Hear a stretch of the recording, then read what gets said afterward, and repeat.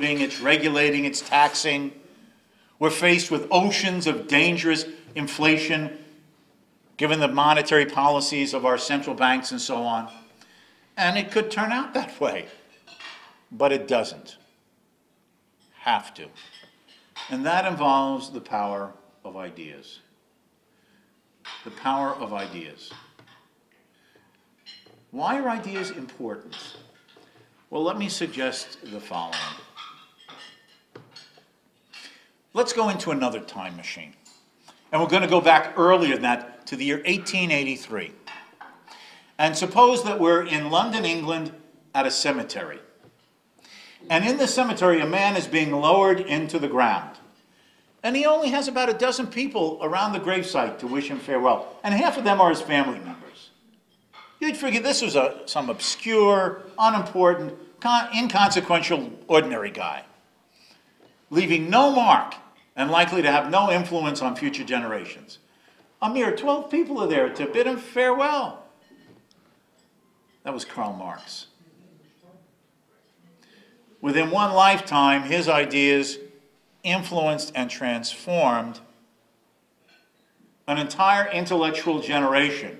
For the worse, I think, and probably you do too, but that shows the power of ideas. It can be for good or it can be for ill, but the power of ideas. Now, why did those ideas triumph?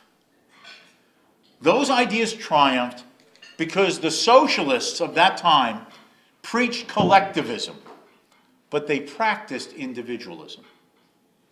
What do I mean by that? They preached collectivism, they practiced individualism. Because they understood intuitively that if they were going to change the world, they changed the world one person at a time.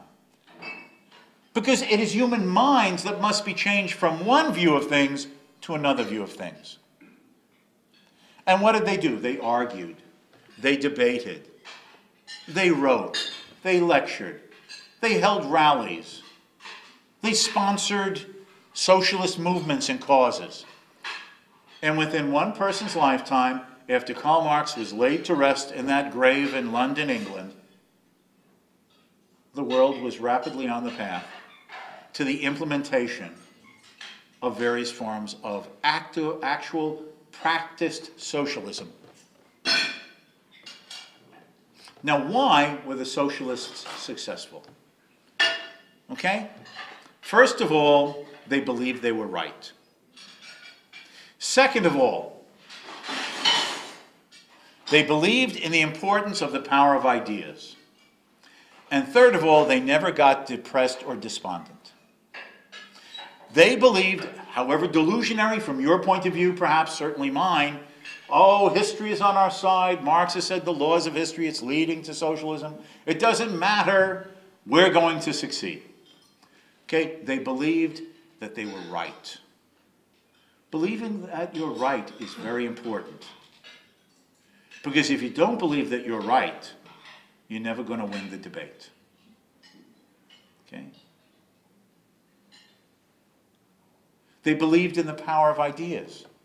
As I said, they said that if they persuade people, well, they talked about the laws of history and dialectical materialism, and socialism has to come with inevitability. They won in the 20th century because they reasoned with their fellow men. They had the courage and determination of the ideals they believed in to espouse them. They didn't put them under a bushel. And third, they never got despondent or depressed. Oh, look at the world, it's capitalist. Oh, look at the world, even the workers won't support socialism. I guess we have no chance. No.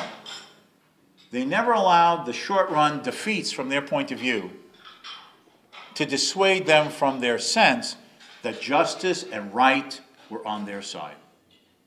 Let me suggest that if we care about liberty and a free society and a free economy, we must learn those positive elements of the methods of what led to the socialists being successful. You have to believe that freedom is right. You have to, in your bones, with your mind and your soul, believe that man being free is both good and desirable and just. If you don't, they're going to win the debate. You have to believe in the power of ideas. You must believe that if you argue and reason and persuade, no matter how powerful the powers that be may seem, at the end of the day, it is ideas that rule the world.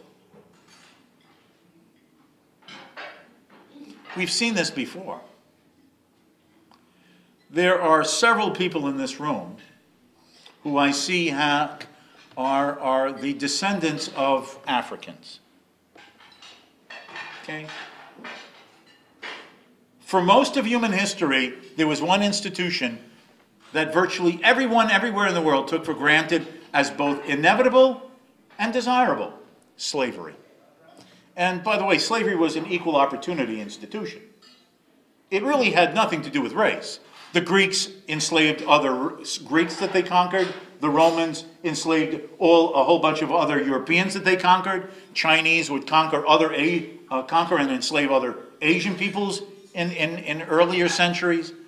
Okay? Even Aristotle, the great Western Greek philosopher, said in his Politics that by nature some men are meant to be free and others slaves. Well, if Aristotle says it, right? I mean, who am I to challenge it? I mean. But in the 18th century, a group of men, mostly Englishmen, often guided by their fervent religious belief that there is only one God in heaven, and what arrogance can be in a human being to claim the right to lord over another as his owner, owning him as a slave, when we're all below only one Lord in heaven. And they worked to bring about the end of slavery in Great Britain. First in Britain itself, and then in the 1820s and 1830s, finally, throughout the British Empire. After an institution was considered indestructible for thousands of years. And it came to an end by the end of the 19th century. Another institution that seemed unbreakable. You know, in the 18th century, there was an economic system called mercantilism. It was the 18th century version of government central planning. Whether it be Great Britain or France or Spain or Holland,